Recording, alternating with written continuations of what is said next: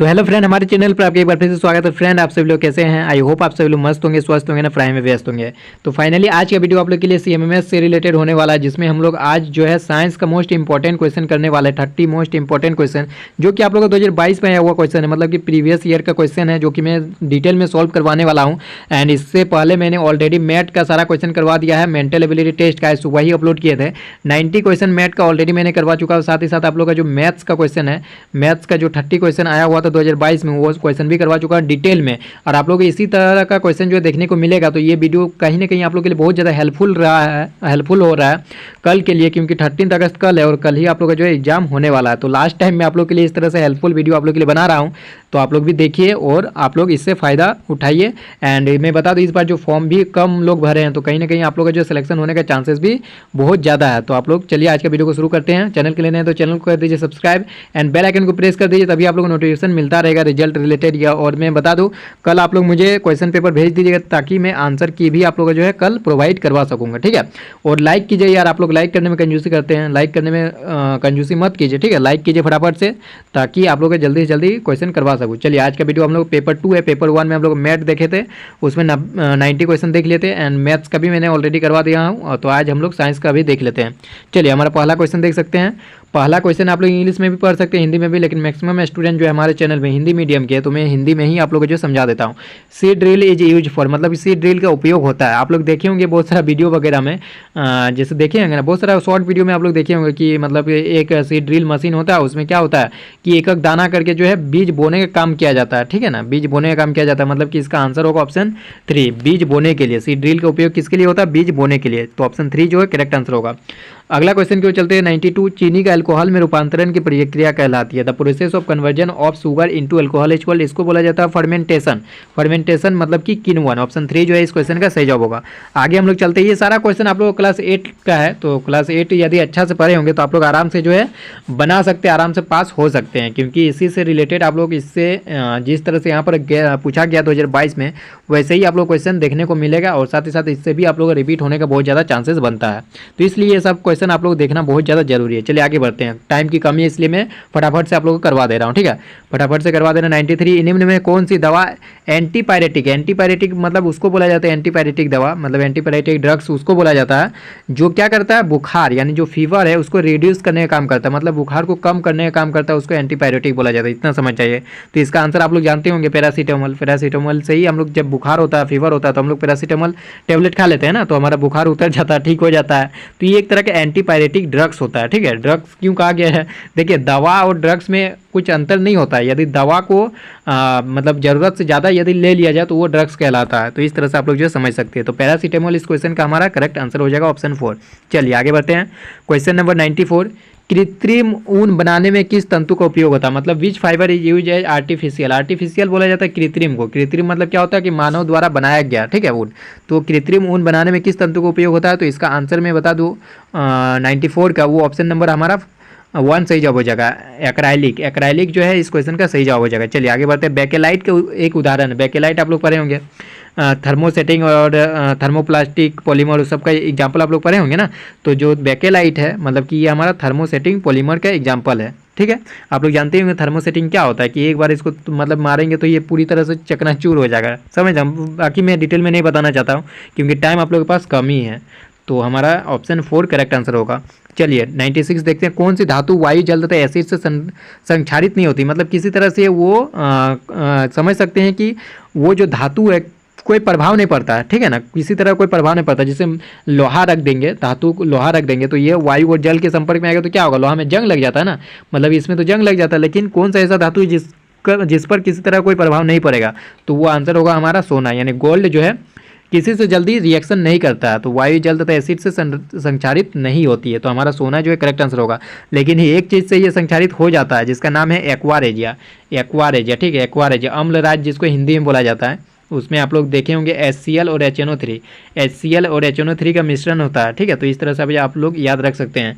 3:1 के रेशियो में रहता है हमारा hydrochloric acid and nitric acid. तो ये भी याद रखना होगा। एक्वारेजिया का जो मिश्रण है वो HCl और HNO3 का मिश्रण होता है। हाइड्रोक्लोरिक एसिड एंड हमारा जो है नाइट्रिक एसिड का मिश्रण होता है एक्वारेजिया, और एक्वारेजिया में सोना घुल जाता है, ठीक है। सोना विलय है एक्वारियम है। चलिए आगे बढ़ते हैं। 97 सबसे अच्छा विद्युत का चालक है, ठीक है। बेस्ट इलेक्ट्रिकल कंडक्टर कौन है, तो ये हमारा चांदी हो जाएगा, सिल्वर जो हमारा सबसे अच्छा विद्युत का चालक, बहुत जल्दी इलेक्ट्रिसिटी इसमें पास हो जाएगा। चलिए आगे बढ़ते हैं। क्वेश्चन नंबर 98 निम्न में से कौन पेट्रो रसायन, तो इसका आंसर पैराफिन मोम जो है एक पेट्रो रसायन, तो ये चीज़ आप लोगों को जो है याद होना चाहिए। आगे बढ़ते हैं। क्वेश्चन नंबर 99 एलपीजी का प्रमुख अवयव है, एलपीजी सीएनजी ये सब का आप लोग का जो है फुल फॉर्म भी पता होना चाहिए।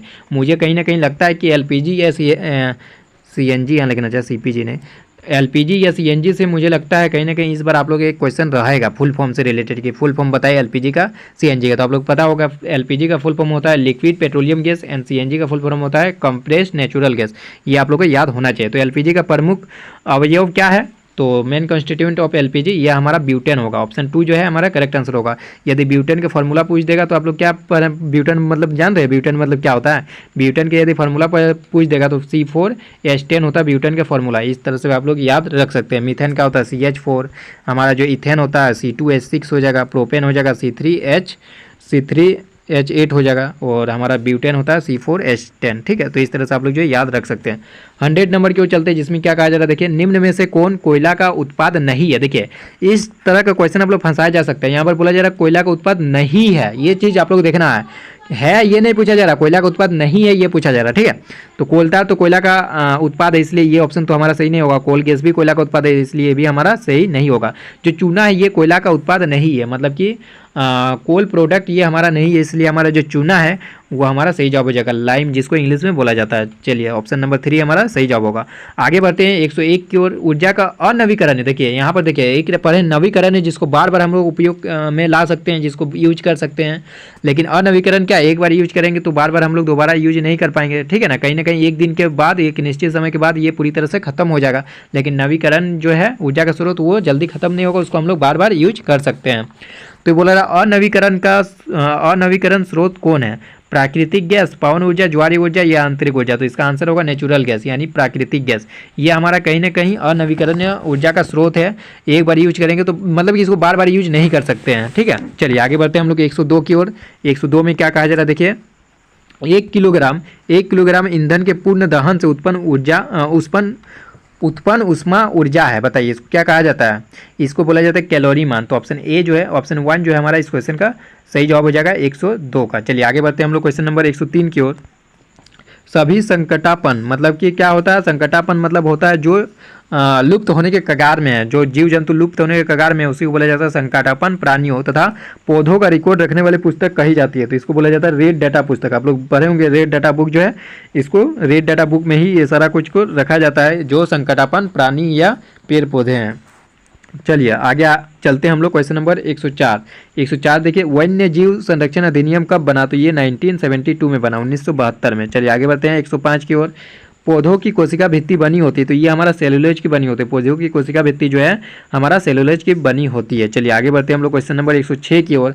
प्राणी कोशिका का बाह्यतम स्तर क्या है, which is the outer most layer of animal cell, ये हमसे पूछा जा रहा है। तो इसका आंसर 106 का मैं बता दूं ऑप्शन नंबर 3 करेक्ट आंसर होगा प्लाज्मा मेम्ब्रेन, ठीक है। प्लाज्मा मेम्ब्रेन जो है हमारा प्राणी कोशिका का बाह्यतम स्तर होता है, ठीक है, आउटर मोस्ट लेयर। चलिए आगे बढ़ते हैं 107 जिसमें कहा जा रहा है कौन मादा जनन अंग नहीं है। देखिए फिर यहाँ पर नहीं है कब पूछा जा रहा है, तो मादा जनन अंग कौन नहीं है, ओवरी तो है, मतलब कि इसलिए ये क्वेश्चन का सही जवाब नहीं होगा। यूटेरस भी है इसलिए ये भी हमारा क्वेश्चन का सही जवाब नहीं होगा।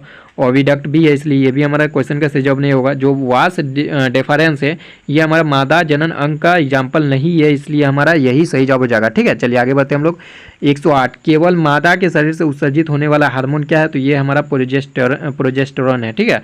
बाकी टेस्टोस्टेरोन ये हमारा नर से होता है। एड्रेनालिन तो ये हमारा जो है मादा और नर दोनों में हो जाएगा, थायरोक्सिन भी दोनों में हो जाएगा, लेकिन प्रोजेस्टेरॉन जो है वो सिर्फ मादा के शरीर से उत्सर्जित होने वाला एक हार्मोन है। चलिए आगे बढ़ते हैं हम लोग।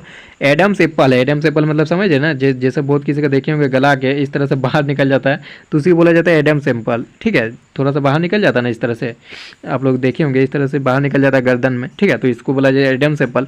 और एडम्स एप्पल क्या है, प्रवर्धित स्वर यंत्र है, एनलार्ज लैरिंग्स मतलब बड़ा हो जाता है स्वर यंत्र है ना, तो वो हमारा उसी को एडम्स एप्पल हम लोग बोलते हैं। चलिए आगे बढ़ते हैं हम लोग क्वेश्चन नंबर 110 पुरुषों में लिंग क्रोमोजोम होता है, तो ये हमारा एक्स और वाई होता है पुरुषों में, ठीक है, पुरुषों में एक्स वाई होता है एंड हमारा जो आप लोग का महिलाओं में है वो एक्स एक्स होता है। ठीक है, यदि एक्स एक्स होगा तो ये हमारा समझ जाएंगे कि ये बॉय है, और एक्स एक्स होगा तो ये हमारा गर्ल है, मतलब कि टोटली डिपेंडेंट ऑन समझ सकते हैं मैन पर ही टोटल डिपेंड होता है कि वो बॉय होगा या फिर गर्ल होगा। यदि यहाँ से एक्स गया तो यहाँ से तो पता है कि एक्स ही आएगा, यहाँ से यदि एक्स आएगा तो हमारा गर्ल हो जाएगा, यदि वाई आ गया तो बॉय हो जाएगा। समझ गए, चलिए आगे बढ़ते हैं 111 की ओर, जिसमें कहा जा रहा है सतह पर लंबवत दिशा में लगने वाला बल कहलाता है। देखिए, force acting on a surface in direction perpendicular to it is known है, जिसको बोला जाता है थ्रस्ट फोर्स। इसका ऐसा यूनिट भी हमारा जो है बल का ऐसा यूनिट जो होता है वही होगा न्यूटन। ठीक है, न्यूटन जो है इसका ऐसा यूनिट होगा, बल का भी ऐसा यूनिट क्या होता है, न्यूटन होता है ना। तो चलिए प्रोनोद इसका फाइनल आंसर होगा। 112 की ओर चलते हैं, जिसमें क्या कहा जा रहा है साइकिल के टायर को घिस जाने के लिए उत्तरदायी बल है। मतलब साइकिल का टायर किसके वजह से जो घिस जाता है, कौन से बल के वजह से, तो वो हमारा घर्षण बल ना, घर्षण बल की वजह से ही जो फ्रिक्शनल फोर्स है उसके वजह से ही जो साइकिल का जो टायर है वो घिस जाता है। चलिए आगे बढ़ते हैं। घर्षण कम करने वाला तत्व कहा जाता है, बताइए। The substance which reduces friction is called, इसको बोला जाता है लुब्रिकेंट। लुब्रिकेंट जो है घर्षण कम करने वाला तत्व कहा जाता है। चलिए आगे बढ़ते हैं हम लोग क्वेश्चन नंबर 114 की ओर। एक पेंडुलम 4 सेकंड में 40 बार दोलन करता है, इसका समय काल क्या। मैंने बताया था इस तरह से आप लोग क्वेश्चन सॉल्व करने का टेक्निक कि क्या होता है, कैसे आप लोग जो है सॉल्व करते हैं। क्या बोला जा रहा है 4 सेकंड में 40 बार दोलन करता है, तो इसका समय काल मतलब क्या होता है कि एक दोलन करने में कितना समय लगा, एक दोलन करने में जितना समय लगता है वही उसका समय काल कहलाता है, टाइम पीरियड उसी को बोला जाता है। तो देखिए 40 दोलन करने में कितना समय लग रहा है, 4 सेकंड लग रहा है 40 दोलन, तो एक दोलन करने में कितना सेकंड लगेगा, 4/40। तो इसको करेंगे 1/10 मतलब कि 0.1 सेकंड। तो 0.1 सेकंड किस में, ऑप्शन 4 में। तो ऑप्शन 4 जो है इस क्वेश्चन का सही जवाब होगा। आगे चलते हैं हम लोग 115 की ओर, जिसमें क्या कहा जा रहा है किसी पिंड की मध्य स्थिति से अधिकतम विस्थापन कहलाता है। तो इसको हम लोग आयाम बोलते हैं, एम्पलीट्यूड। जैसे मान लीजिए कुछ इस तरह से आप लोग कुछ भी स्प्रिंग वगैरह भी है इस तरह से, जहाँ तक मैक्सिमम जाएगा वही हमारा उसका एम्पलीट्यूड होता है। ठीक है, तो हमारा आयाम उसी को कहा जाता है। तो ऑप्शन 1 जो है सही जवाब होगा। तो हमारा नेक्स्ट क्वेश्चन है क्वेश्चन नंबर 116। इसमें कहा जा रहा है एलईडी का पूर्ण रूप। देखिए एलईडी वाला पूछ लिया गया, मतलब कि आप ज़्यादा चांसेस है कि सीएनजी का आप लोग को पूछ सकता है। ठीक है, तो एलईडी अभी बताया ना, नहीं एलईडी का तो मैंने नहीं बताया था, मैंने आप लोग को एलपीजी बताया था, एलपीजी एंड सीएनजी का बताया था। ये दोनों का आप लोग को ध्यान में रखना है। एलईडी का पूछा था इस बार, तो एलईडी का क्या होता है, लाइट एमिटिंग डायोड। तो ऑप्शन 2 सही जवाब हो जाएगा। चलिए आगे बढ़ते हैं हम लोग क्वेश्चन नंबर 117। इसमें क्या कहा जा रहा है भूकंप मापने के लिए किस यंत्र का उपयोग किया जाता है।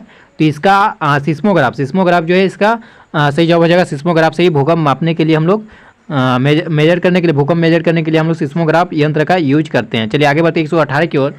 इसमें क्या कहा जा रहा है the type of mirror use as a back view mirror is, मतलब कि पीछे की तरफ देखने वाला दर्पण होता है।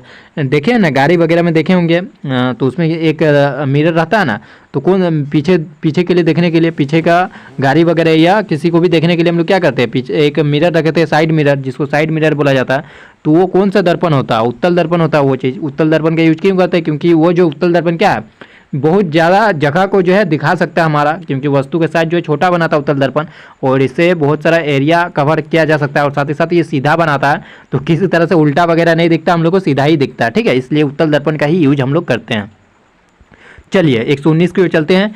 किस ग्रह के सबसे अधिक उपग्रह है, विच planet has the largest number of satellites. तो इसका आंसर हमारा शनि होगा, सैटर्न। चलिए लास्ट क्वेश्चन की ओर आगे चलते हैं हम लोग क्वेश्चन नंबर 120। किसके कारण ताजमहल का रंग फीका हो रहा है। ठीक है, तो इसका आंसर होगा अम्ल वर्षा यानी एसिड रेन। एसिड रेन की वजह से जो हमारा ताजमहल है उसका रंग जो है फीका हो रहा है, फीका पीला कलर का थोड़ा थोड़ा हुआ रहा है, वाइट कलर का है लेकिन वो थोड़ा येलोविश होने लग रहा है। किसके कारण से, अम्ल वर्षा की वजह से। ठीक है, तो हमारा इसका आंसर जो है अम्ल वर्षा यानी एसिड रेन करेक्ट आंसर होगा। चलिए आई होप आप लोगों को समझ में आ गया होगा। कम समय में आप लोग का जो है पूरा अच्छी तरीके से करवाने की कोशिश किया है, एंड आप लोग को इस तरह से बताया कि इस तरह से आप लोग क्वेश्चन पूछा जाता है। आप लोग का जो है कुछ एलपीजी सीएनजी उसका भी फुल फॉर्म आप लोग को पता होना चाहिए, वो हो सकता है तो कल के एग्जाम में आप लोग को पूछा जाएगा। और कल का जो आप लोग पेपर होगा क्वेश्चन पेपर, वो मुझे आप लोग टेलीग्राम में भेज सकते हैं। टेलीग्राम का लिंक जो आप लोग डिस्क्रिप्शन में मिल जाएगा। ठीक है, ताकि मैं आप लोग का आंसर की दे दूंगा। चलिए आज के लिए इतना, तब तक take care and bye bye.